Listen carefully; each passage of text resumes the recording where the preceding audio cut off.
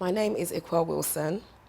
I was born in the UK, in South London. My parents are Ghanaian, both Ghanaian. My dad's a Fanti, my mum's from Asante Achim. Um, and I'm the eldest out of 6 children. My parents divorced when I was about 5 years old. Um, and I lived with my mother in London. I was brought up most of my life in London. Um, my mother, she has 3 children, 3 of us, and she put us all in private school. She was a very dedicated mother, a very hard-working person, and she just believed in giving her children the best. So because of this, I was able to learn how to ride horses.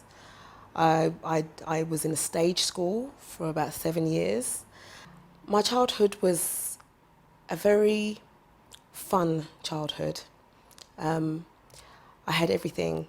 My mother, although being a single parent, she did her best to allow us to do lots of things that not a typical Ghanaian parent will let their children do. For example, she put me and my brother in stage school, and it was a well-known stage school in England. I did, because of that, I was able to do ballet until senior grade. So I'm a classic ballet dancer. I did contemporary modern dance, yes. So, she just wanted us to have a life that was different from what she was used to. So that's what we did, modelling. And that's why I remember it was fun doing those things, because it was just different. You know, if I spoke to my cousins, they didn't do things like that. And she also she sent me to learn how to ride horses, which again is not something I think a typical Ghanaian parent, will push their children to do. So I ride horses pretty well now. I had a fun life. I know how to swim. I've got certificates in swimming, you know.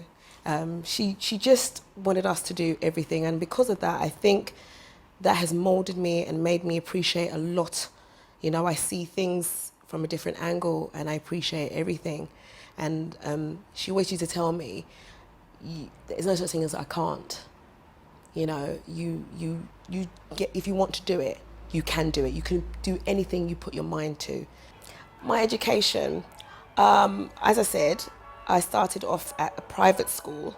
I started off primary school, which was a normal state primary school. Then I went for an entrance exam when it was secondary school time, and secondary school starts at 11 in UK. And I passed and got into a private school. It was a convent private school, and that was from the Form 1 to Form 5. Then there was a slight change, and I was sent to Ghana. And I did my 6th form at Wesley Girls High School in Cape Coast, and did my A-levels and completed. When I completed my A-levels, I was sent straight back to the UK to start university. But I didn't really start university immediately. I worked maybe a few years. And to be honest, I really enjoyed the education system in Ghana.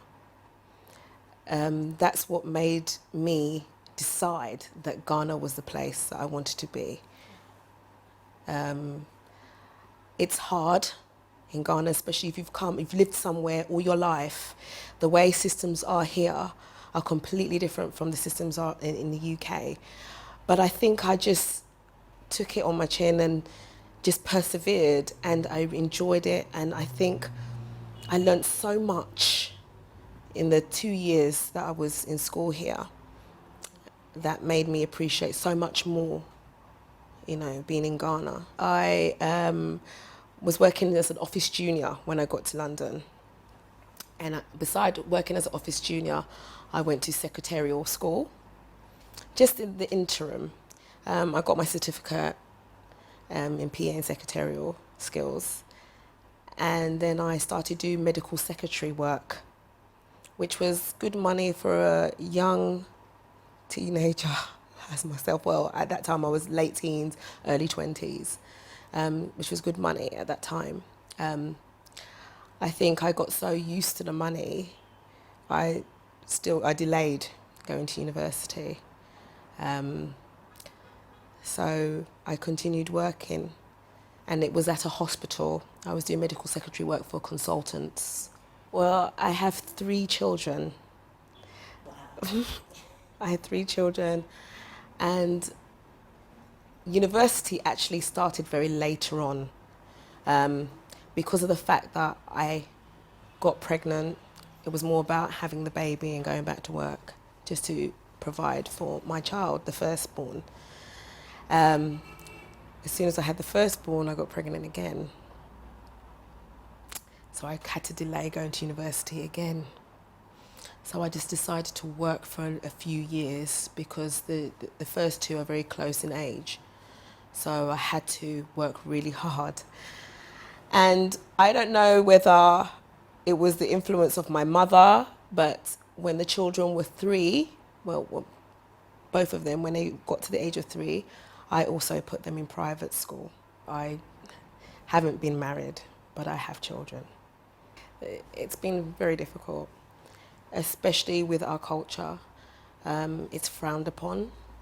My father even still doesn't have a relationship with his grandchildren because I never got married. As far as he's concerned, I've blackened his name. But with my mother, she's always been there, very supportive. But it's been really hard, it's been very tough. I think I have to be honest, seeing the breakup of my parents has been a contributing factor to why I haven't walked down the aisle with anybody. I saw my parents divorce and it was very messy. I was young, but I remember. And I think subconsciously, I've always had the fear of getting married and something going wrong. And I've felt that I wouldn't be able to cope as well as my mother did. You know, as I said, in our culture, things like divorce at that time, in the early 80s, was shunned and frowned upon. My mum was shunned by a lot of people in the Ghanaian society, and there wasn't many Ghanaians in England at that time. And I saw that people stopped talking to my mum, and it was horrible. We were pulled from pillar to post in the custody battle, and we went through a lot, my brother and I. And so I think subconsciously, as I said before, I've always had the fear of getting married to somebody. And I've always, I don't know, maybe this is a bad thing to think. I don't believe that just because you get pregnant for somebody, you just rush into marriage with them, because they might not be the person for you. And so that's, I think, one of the main reasons why I've shied away from marriage. I got back to the UK in 95. I eventually got to university in 2005 because of all the interruptions, having the children. And as I was at university, I was working side by side. I decided to go and do a nursing degree because it would have been, it's a good profession to have, especially when you have children.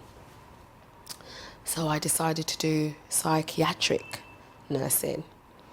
It's just quite tough, but I was very intrigued by one's mind. So I was doing a lot of healthcare assistant work beside doing my nursing. I have to say, I think the source of energy was from my mother. She was there every step of the way. The challenges I faced, not seeing my children, because I would start I'll do a night shift, at the Priory.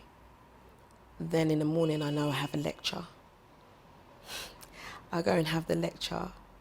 Maybe it's a whole day that I'll have maybe 2 lectures and it's a whole day thing. They have like breaks in between, but I have to be there till 5.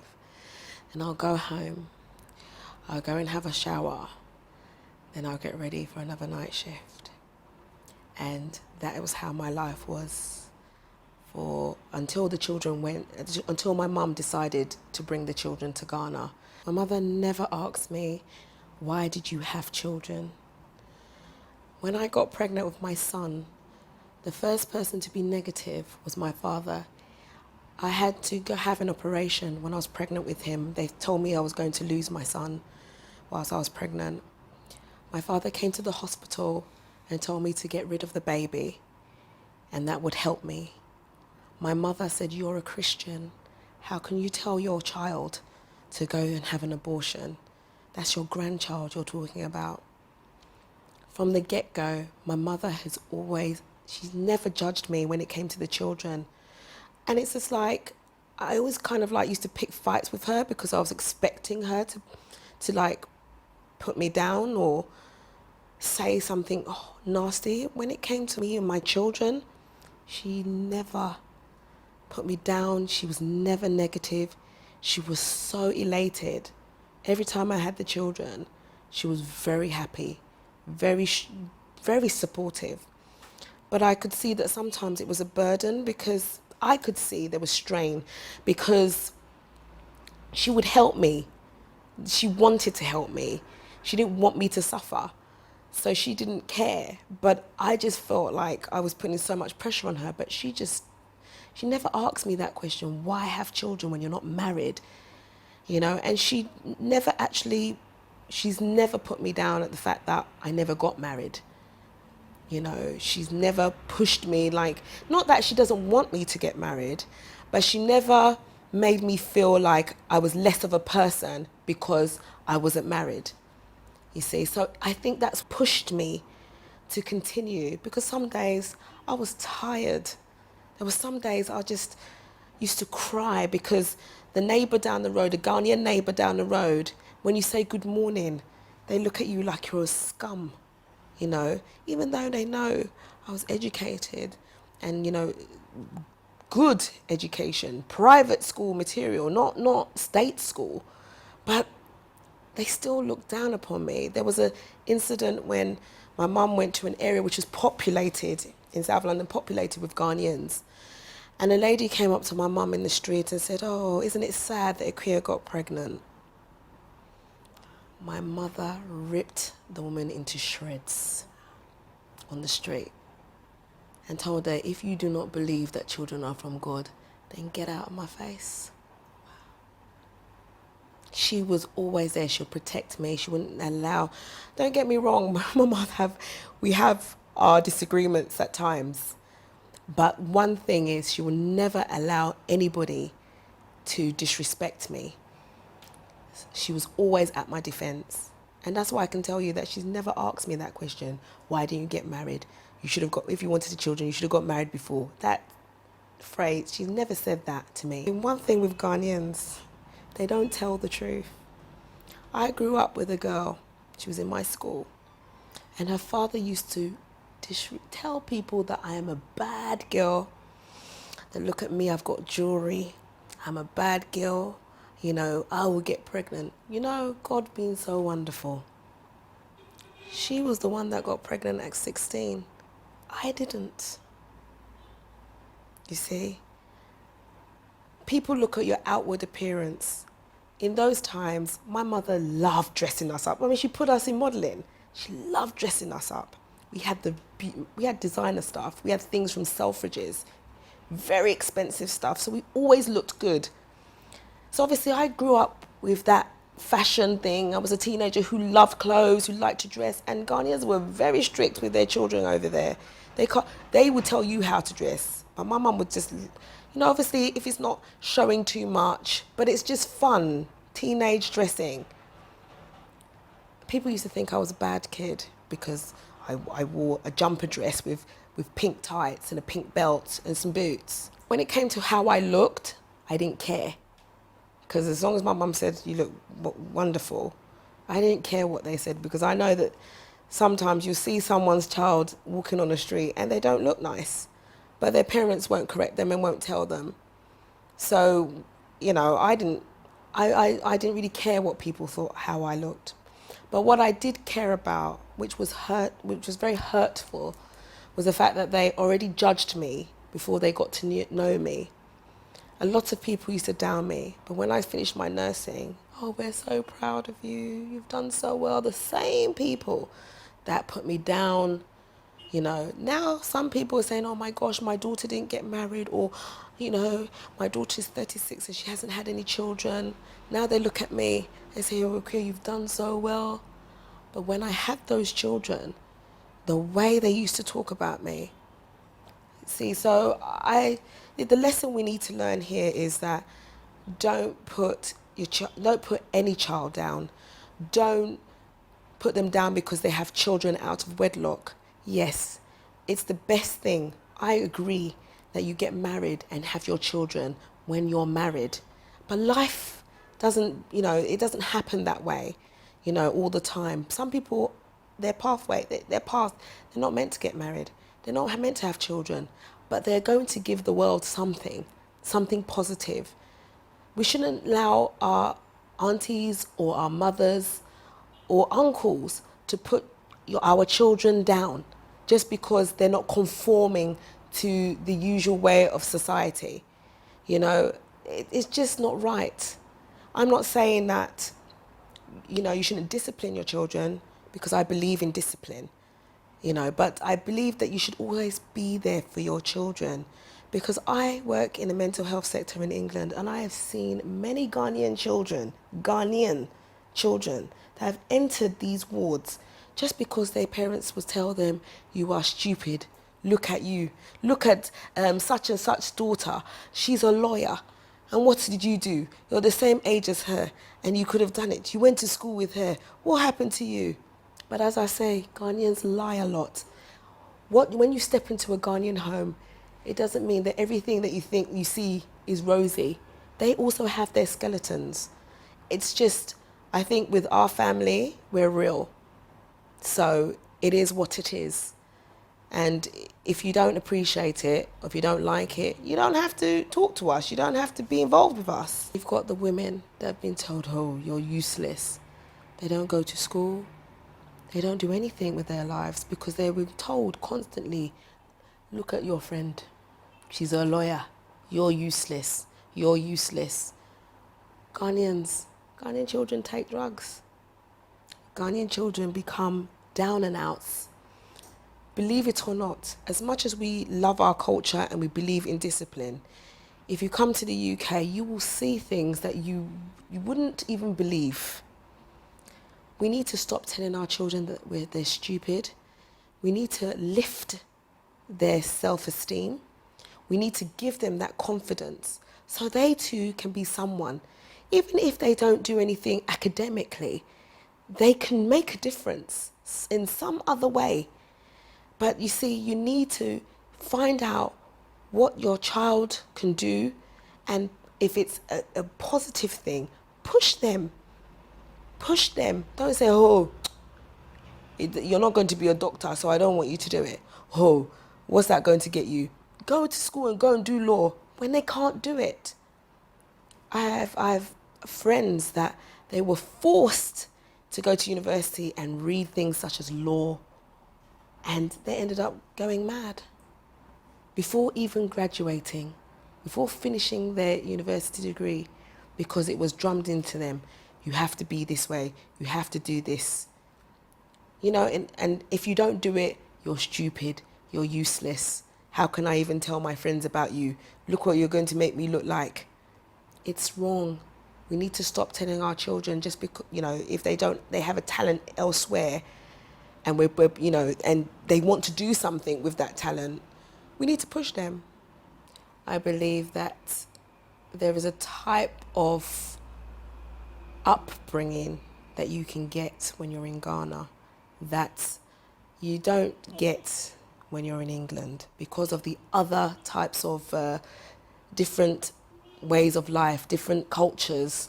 You don't, the children tend to, I think, forget where they come from. I felt that was very important for my children, especially the fact that I came back home to school and I appreciated it so much. It made me a different person. This is what I want for my children, as well as a different type of life. In England, we were really struggling, because I was trying to make it. Whereas here, I can struggle, but I've got help, support. I had help in England, but it was quite tight because everybody works, including my mother. She worked. So even though she was looking after the kids, she had to sleep, she had to go to work. She was also a nurse. And childcare is absolutely expensive, So when I came to Ghana, you've always got someone in the house that will look after your children. Even if your mum's at home, My mum doesn't work anymore, she's retired. So she's at home. She enjoys them even more here. And it's just the way, the respect. I wake up in the morning, my children greet me, "Good morning, mummy." I don't hear British children doing that. And even the Ghanaian British kids, they don't do that. I didn't know a lot of things before I came to Ghana to come to school. My children know much more. They speak the language really well. And I just felt that this is a place, this country, there's so many opportunities. That's why I came. There are no benefits here. No one helps you when you're a single parent unless, the only time you really, benefit is when you're married in Ghana. But I'm not married. I do everything on my own. I pay my children's school fees. They go to an international, a Montessori school in this country, very expensive. But I believe I can make it. That's why I came to Ghana. I believe there's something that I'm meant to do here and with my knowledge. So that's why I'm here. And I want to make a difference. And being a gay Hay girl, I believe I will make that difference because gay Hay girls are the most successful women I know. I'm not saying any other women are not successful, but that's my school. And I feel that if my mates and my seniors have done really well for themselves here, I can also do that too. There's nothing that can stop me. There's lots of things, there's lots of hardships I've went through in England, and I'm still here today.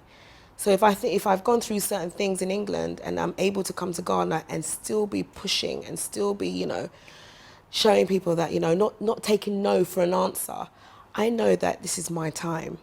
I'd finished uni, and I got a really good job.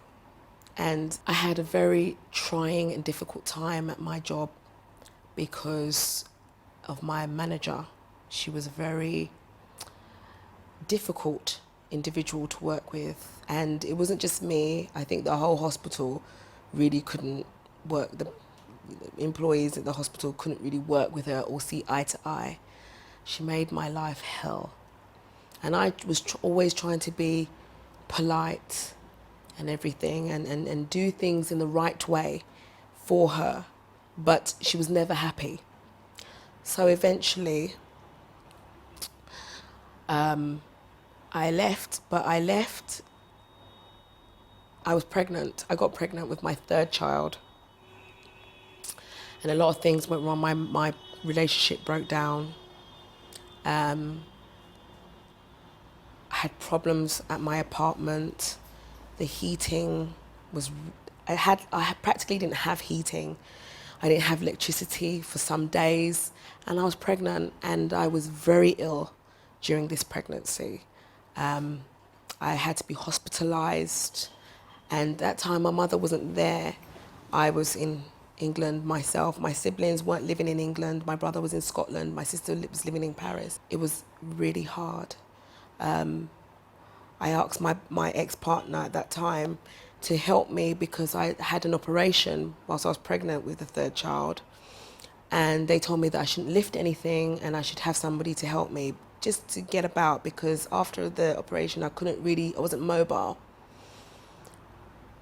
My ex-partner decided to pack my things from his flat and come and dump them at the hospital before I got discharged. I couldn't lift my things, and he left me at the hospital. I couldn't lift them. The nurses had to help me. And I didn't know how I was gonna get to my flat, because there's no lifts at my apartment, and I had to climb up with all these things. I didn't know how I was gonna do it. What it is that children will make mistakes. We're not the first, and we're definitely not going to be the last. Children are being born every day. What you must understand is, when they make those mistakes, be there for them. Support them, lift them back up on their feet, and push them in the right direction. Don't shun them and put them down, or compare them to other people's children. Please, let's not give up on our children. Thank you.